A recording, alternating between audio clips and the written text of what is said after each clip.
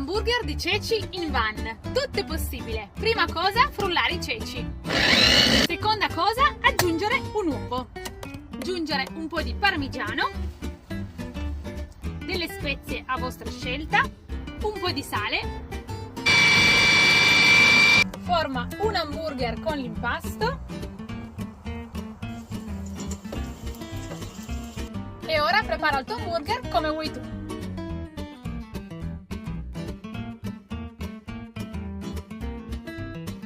E ora l'assaggio. Speciale, buonissimo.